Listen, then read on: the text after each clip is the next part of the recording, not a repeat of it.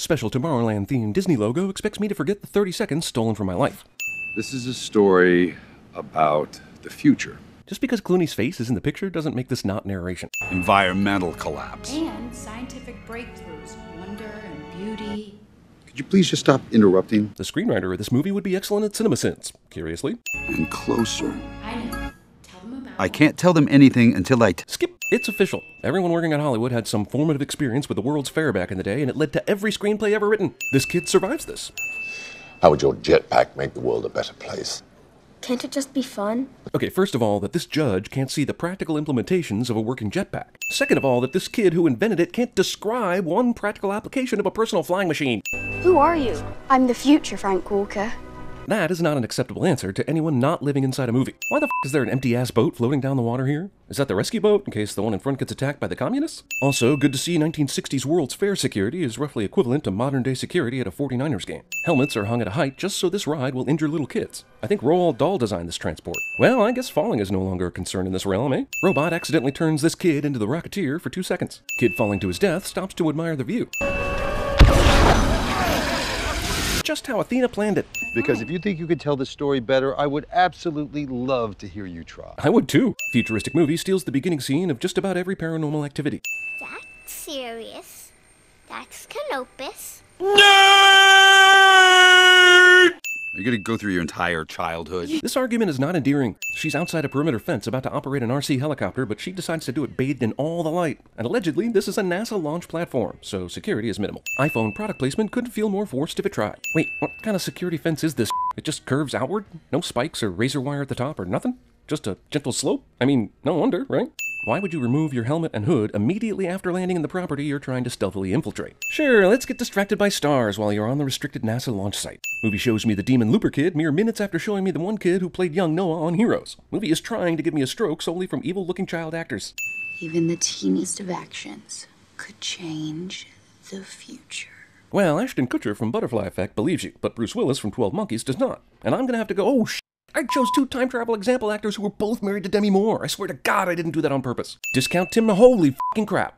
Yeah, Eddie Newton. Sure, Newton's his last name. You might as well have called this guy E. Einstein McSquared. Girl who sabotaged NASA platforms keeps hesitating, for some reason, in taking a single bite of that apple in her hand. Smart girl keeps doing this because maybe she wants to get caught? She's a serial killer in waiting? Once again, Athena just expects people to know what to do with like this. Discount Emerald City. What's the point of being transported to a different place if you're constrained by the limitations of the original place? Guy in handcuffs is allowed to interact with people, talk, and do stuff normal prisoners are not allowed to do. No idea of the strings I had to pull to keep Homeland Security from pressing charges, Casey. Well, what? Did you have to blow someone? You seem to be well beyond retired, so what kind of favors can you even call in at this point? Hey, General, I'll sing at your daughter's wedding if you look the other way on this one. What's that? Yes, Jesus, I'll bring my f***ing wife, okay? Why is it always daytime in this f***ing field, no matter what time it is on Earth when she touches this shit? Now she knows she's constrained by where her body actually is, and she still does this in her dad's room. Man, this magically transporting pin is some bullshit. Also, I think this is a nasty enough fall to sin the fact that she survives this. Casey is absolutely sure that she can navigate through the other world by traveling in this world, which doesn't make sense, considering she appeared in virtually all the same spots from the jail, from the car, and from the house. Wait, are you telling me she eyeballed that distance from her own front yard? That's amazing! How many people have died using this pin transporter? A lot, right? We're in the middle of a 5-minute unbroken shot, which would feel a lot more impressive if I didn't feel like it was getting broken every time the camera moved to look at some heavy amounts of green screen and special effect. This guy's digital futuristic newspaper is still rigid in form and not remotely pliable or paper-like. Well, this is essentially the same set Guardians of the Galaxy used for the scene where all the Guardians are arrested at once. Huzzah for thriftiness! Now you run out of power! If it had kept going for a few seconds longer and then given out, you would have drowned, just FYI. What are we looking for? You're looking for a collectible pin with a T on it. Shouldn't be too hard to find that very specific one on eBay. Also, just type in vintage round pins and that should come up in no time. Okay, give me their number. Jesus, can't you look at the screen? Could you please tell me when Casey will be back? Aren't you following her around? What is your deal that you follow someone around, give them a mysterious pin, leave, and then come back at some random time with no clue of their whereabouts? Don't ask me how I know your name. I know it the same way I know that you are lying to me. But you can't figure out where the hell Casey went because you're omniscient until you aren't. Are you from the future? You clearly understand. So why aren't you telling me what I need to know? Because up until now you've been creepy and showed no evidence you were some sort of future girl until you told Nathan his name? You're a robot. Logic already. Casey goes looking for information about a future teleportation pin at a store dedicated to a largely forgettable Brendan Fraser movie. I see you, Luke Skywalker uniform blatantly placed in the background, and I'm not gonna fall for your subliminal bullshit. Brad Bird manages to pimp the Iron Giant in his expensive Disney movie. Now I really want to watch the Iron Giant as opposed to this. This movie's true comic geek nerd expert hides in his geek shop behind Star Trek doors that are musically linked to Star Wars music, and which look like a robot's vagina. It's 10:30 in the morning, and I'm honestly surprised Casey is up and at him this early, and that the nerdy geek store is open and its employees are even awake.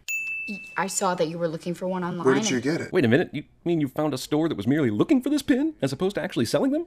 Is that how eBay works? Why would you go to this store for information anyway? Does their need imply transportation knowledge? People this serious about finding a collectible pin run a small store in Houston and hope people see their one ad on eBay.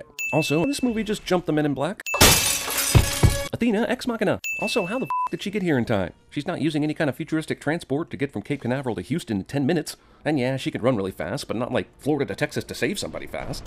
What just happened? Well, you got a ridiculous bloody nose that no previous scene even hinted at. That's what happened.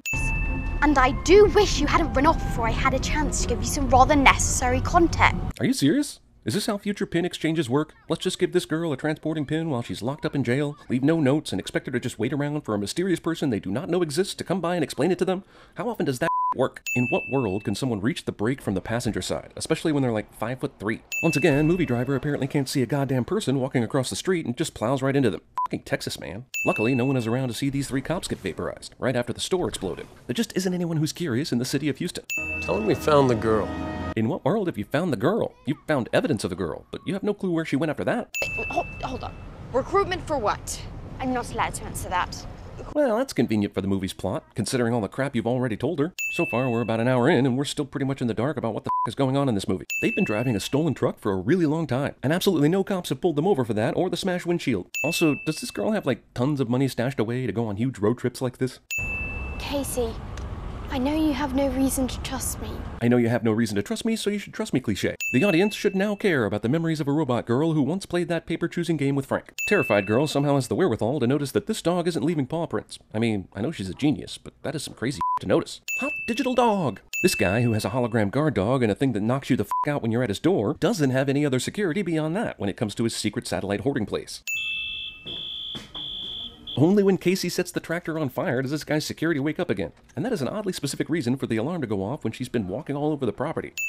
That's a pretty f***ing good fire extinguisher he's invented and not shared with the world. What a dick. The next couple of minutes of film will be brought to you by hologram technology. I mean, he has a hologram guard dog that looks real, for Christ's sake. Couldn't he just have something like that to play his home movies? Well, I'd make a quip about this clock timer countdown thing being ripped off from Lost, except Lindelof actually wrote this script, so I think whatever statement I make about it would need to include the words self and plagiarism. Oh look, he has a secret way in. He just waited forever to use it for some reason. Let's accept that there is a world where I know with absolute certainty the exact time of your death.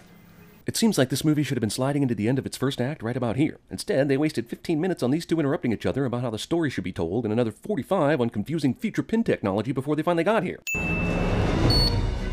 Shutters are wired to go down one by one, and not all at the same time, so people starting on one side of the house still actually have a chance to break in after the button is pushed. I'd like to point out that by merely making these hunter people robots instead of humans, the film was able to get away with violently stabbing one of them to death in the chest and ripping one's head clean off without it affecting the MPA's rating. Whoa, you mean this one area of the house has magnets? That's amazing. Are you saying she didn't hit him enough times with the bat to keep him from doing this? And Frank, who's experienced with these robots, literally said that's enough. But whatever, sometimes an action sequence just needs some bullshit tension. We're actually prepared for that! I know, right? And somehow not prepared for the old flaming tractor routine you used to sneak inside. My hat! Leave it! No, I can't go without it! Having a lucky something you can't live without. Oh good, Athena's back. Why did she leave again? Did she have to go do research on the One Ring? Move over. You know, I think this movie missed a real opportunity right at this moment to turn this thing into a road trip film. Think about it. A cranky old inventor, a plucky teenage girl, and a sarcastic child robot, all in a crappy pickup driving from one coast to another. Imagine the wacky adventures they'd have. Wait, are they just gonna let the girl robot that is obviously 10 years old drive the truck in broad daylight? Like no one's gonna see that and report it? You still think you're recruiting, don't you? 50 minutes until the credits and we're still in the dark about what this movie is about. We need to get to the spectacle. Spectacle? This isn't the pronoun game, but it's the pronoun game, and it's expositionally pissing me off. Do I have to explain everything? Can't you just be amazed and move on? This movie speaks directly to the audience. There's Coke in the fridge. You haven't been here in more than 25 years, according to this movie. I think both the fridge and the Coke are well past their time. She stole the Coke intended for Frank, and he just carries on like he, too, did not lose 90% of his blood sugar in the trip. And even if he has experience with this, it was 40 years ago. Dude should be doubled over in a Coke-needing fetal position right now. They were a part of all this? Eiffel, Jules Verne, Tesla, and Mr. Edison. So this movie is saying Tesla and Edison willingly cooperated together on a science thing? Do you think this movie realizes how national treasure it's gotten at this point? Because I don't think it does. Luckily for the story and the film's rating, all the humans here at this moment are only standing on the perimeter down here. Come the f*** on! Also, I'm guessing this ship has never been used, but sure, it still works after hundreds of years because the future. This guard seems very concerned about 3 dudes running up the Eiffel Tower, but was in no way troubled by the Eiffel Tower splitting in 2 to make way for a rocket a minute ago. Why does a rocket have glass windows? Okay, hold the phone. Clooney and the girl acted as though they'd done this before, but the way Paris is reacting, this is unprecedented. But even if it was 40 years ago, if the Eiffel Tower had separated for a blue rocket launch, that would be well known today, unless they use that Jupiter ascending magic bull. Does no one think they're about to die? God damn it, society. Look, this woman here and this dude are filming in portrait instead of landscape, and this chick here is using a goddamn iPad to film video. None of this is acceptable. I feel like we just went through this. They took one transport just to get to Paris. Now they're in a shuttle they launched from the Eiffel Tower because apparently this can't be cool unless they get to use a famous monument in the process. While we got a brief glimpse earlier, a movie called Tomorrowland will wait 1 hour and 26 minutes to actually spend any real time in Tomorrowland. I suspect the effects budget was at least part of the reason. Now what? You tell me. Seriously? He agreed to go on this trip without discussing what they would do before they arrived? Don't you feel like the whole screenplay was written like this? Well, you wanted to see Tomorrowland. Roll credits. Frank. How the f*** do you recognize a 40 years older version of Frank? That's maybe more impressive than any other thing shown in this movie. I think she can fix it, David. We are now 30 minutes away from the credits, and we still don't know what the f*** it is. She doesn't know what it is either. Seems like that could have been discussed before they got here, but better to keep everyone in the dark. The world, Miss Newton. He thinks you can fix the world. Well, I don't know about you, but I started drinking a half hour ago, so this is plenty enough explanation for me. Bring on the crazy. What are those? Flashes of future. We got him on loan from Contact. Impressed? Futuristic monitor station is basically Cerebro. You trained her, obviously. I just met her yesterday. She knows how things work. It's amazing how unearned this feels. We saw her sabotage a NASA launching pad, and she asks questions at school, but nothing so far to show that she really knows how things work. This is 3 days ago. Maybe if you adjust some books in Morse code, you'll be able to tell your past self not to go. Wow, I almost believe these people are standing on a floating platform above a flooded neighborhood. Except it looks fake as shit. We're not going to die. This is your world, not ours. So it's now I've got to ask, why did that virtual reality advertisement that she walked through an hour ago require her to find a real-world location to experience it? These people, they're driven by savagery. Bad guy in a sci-fi movie looks upon all humans as savages cliché. Apparently your 1/10,000th variable in the inevitability wasn't convincing enough to change his mind. Movie is hammering that slim chance can make a big difference thing hard, which means it's the Horton Hears a Who of time-traveling movies. You really are special. Well, as long as there's a reason for it. Wait, there's no reason for it? Nor an explanation? Well, okay then. You can't just zap. Well, you knew a movie with Dr. House in it was going to have a Dr. House aha moment. When I touched this thing, for a few minutes, it felt like anything was possible. So then why can't the opposite happen? What if the monitor is just a giant pin? Okay, well, I'm just going to ask my cat Wallace to take it from here, because this movie has completely bewildered me with nonsense.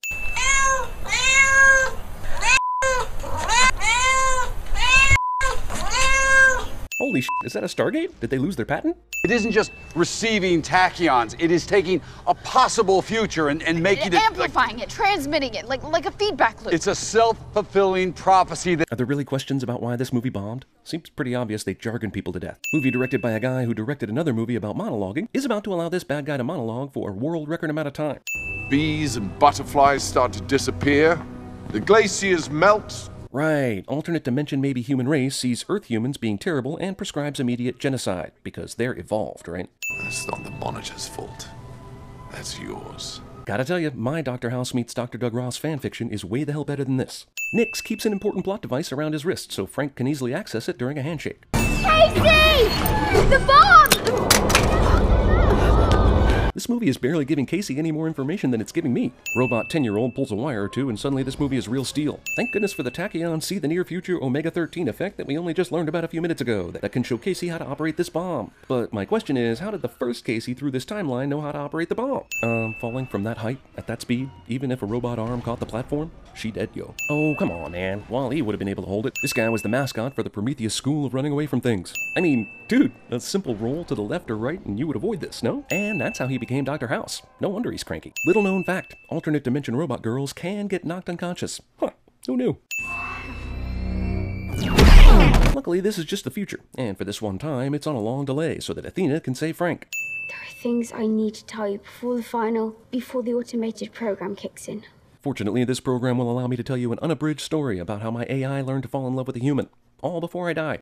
I'm having unusual thoughts towards Frank Walker. They've also led to what my AI tells me is my first visit from Aunt Flobot. Almost 2 full minutes of Robot Frank childhood romance backstory I don't even care a tiny bit about. Hey, Casey, we're about to blow up this monitor thing, so you might want to start getting the hell out of here right now. F it. Movie stops just 1 pair of laser skates shy of ripping off Jupiter Ascending. On screen this time. Well, Athena just blew up Epcot. I knew Disney would be the cause of their own downfall. I just didn't know how. Oh, bollocks.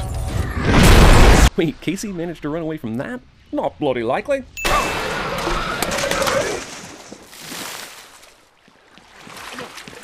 What? She did not run that far to get here that fast, goddammit. You think it'll work? I guess we have to make it work. You got that, America? We are looking for dreamers. Anyone who will feed the right wolf. Well, I seriously think there's half a movie on the cutting room floor. I am so f***ing lost, I'm not even sure which faction this chick ended up choosing. Was it Amity? Also, did all the people around them stand around for 2 f***ing hours listening to this story? Are they as confused as we are? Why are the only Tomorrowland Dreamer Recruiter candidates children? When recruiting the best minds in the world, we'll pluck you down in the middle of f***ing nowhere to start. Cities are for closers only. This guy gets a recruitment pin because he's creative.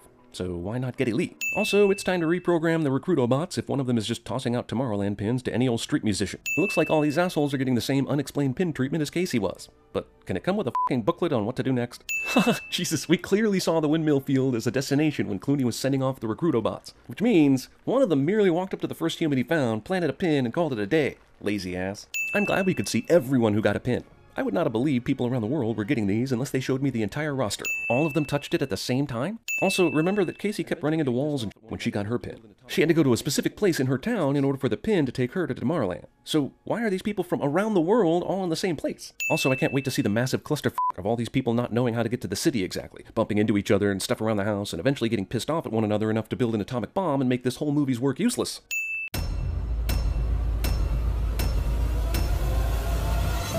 Remember this?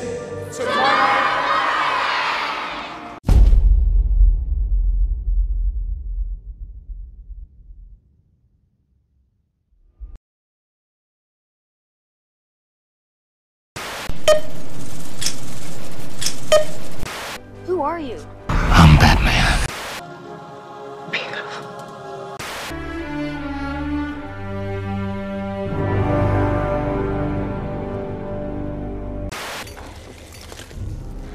Just a flesh wound. Think this is a game? You're too young to train here. End of story. Now quit wasting our time. Get the f*** out of here. Motivation for what? We need to go back over, Frank. We have to go back, Kate. We have to go back! All the charm and the sense of purpose and the cute little smile. It's all just software. Run by little ones and zeros, little bits of data. It's all just electrons. We're within limits. Barely. I'm okay to go! Just relax. You've been asleep for almost 9 hours now. This certainly is a big, round room. The brainwaves of mutants are different from average human beings. This device amplifies my power, allowing me to locate mutants across great distances.